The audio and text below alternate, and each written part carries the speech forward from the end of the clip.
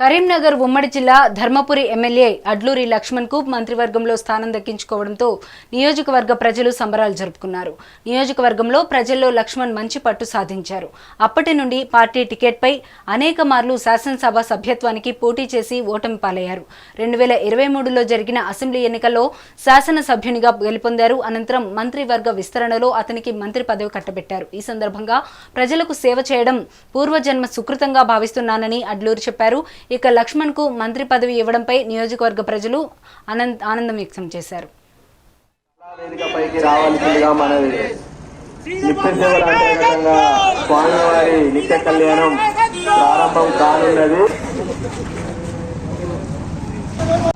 ఇప్పుడే మంత్రిగా ప్రమాణ స్వీకారం చేసిన శ్రీ అడ్లూరి లక్ష్మణ్ కుమార్ అన్న గారికి మనస్ఫూర్తిగా హార్దిక శుభాకాంక్షలు తెలియజేసుకుంటున్నాము.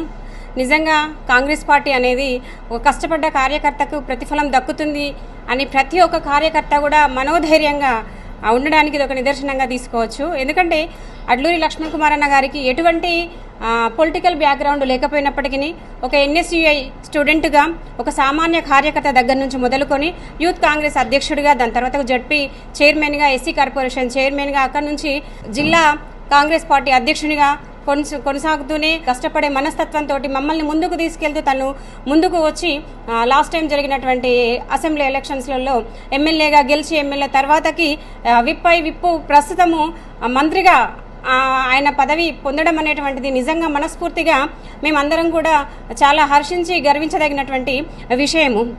ధర్మపురి ఎమ్మెల్యే గౌరవనీయులు శ్రీ అడ్లూరి లక్ష్మణ్ కుమార్ గారు ప్రభుత్వ విప్పు వారికి ఈరోజు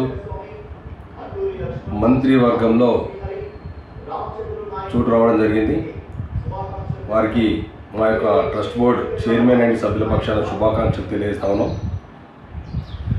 వారు చిన్న కార్యకర్త నుండి 30 సంవత్సరాల కాంగ్రెస్లో ఒకే పార్టీ ఒకే ఎజెండాతోటి వారు పార్టీలు మారకుండా పార్టీని నమ్ముకొని ఉన్నటువంటి కార్యకర్త.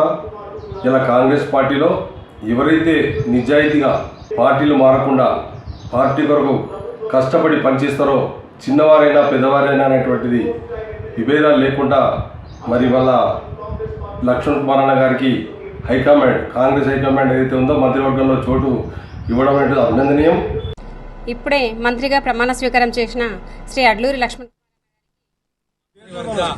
విస్తరణలో భాగంగా ఈరోజు ధర్మపురి శాసనసభ్యులు గౌరవనీయులు పెద్దలు లక్ష్మణ్ కుమార్ గారికి మంత్రివర్గంలో చోటు కల్పించినందుకు గాను గౌరవ తెలంగాణ రాష్ట్ర ముఖ్యమంత్రి వర్యులు రేవంత్ రెడ్డి గారికి, అదేవిధంగా పిసిసి అధ్యక్షులు మహేష్ కుమార్ గౌడ్ గారికి, అదేవిధంగా ఢిల్లీకి సంబంధించిన ఏఐసిసి అధ్యక్షులు మల్లికార్జున్ ఖార్గే గారికి, రాహుల్ గాంధీ గారికి, అదేవిధంగా ప్రియతమ నాయకురాలు సోనియా గాంధీ గారికి ధర్మపురి నియోజకవర్గం కాంగ్రెస్ పార్టీ కార్యకర్తల పక్షాన అనేక ధన్యవాదాలు తెలియజేస్తూ, వాస్తవంగా ఒక్కసారి చూసినట్టయితే మొట్టమొదటిసారిగా దాదాపు 1990లో కాంగ్రెస్ పార్టీలో విద్యార్థి నాయకుడిగా ఎన్ఎస్యుఐ పార్టీలో జాయిన్ అయ్యి అప్పటి నుంచి ఈ రోజు వరకు గడిచిన 30 సంవత్సరాలుగా ఎన్ఎస్యుఐ నాయకుడిగా, అదేవిధంగా యూత్ కాంగ్రెస్ నాయకుడిగా, జెడ్పీటీసీగా, ఉమ్మడి కరీంనగర్ జిల్లా పరిషత్ చైర్మన్గా, ఎస్సీ కార్పొరేషన్ చైర్మన్గా వాస్తవంగా కాంగ్రెస్ పార్టీ అవకాశం ఇచ్చింది.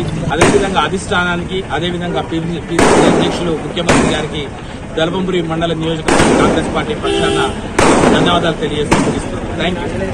వెనుకబడకుండా నిరాశ నిస్పృహ చెందకుండా ముందుకు వెళ్లారు కాబట్టే 2023లో అత్యధిక మెజారిటీతో 2022 పైచలకు మెజారిటీతో ధర్మపురి నియోజకవర్గ ప్రజలు గెలిపించడం జరిగింది. అన్నగారు ముందు కూడా శ్రీ ధర్మపురి లక్ష్మీనరసింహస్వామి ఆశీస్సులతోని ఇంకా ఎన్నో పదవులు అధిరోహించాలని కోరుకుంటూ ధన్యవాదాలు తెలుపుతున్నాం అన్నగారికి.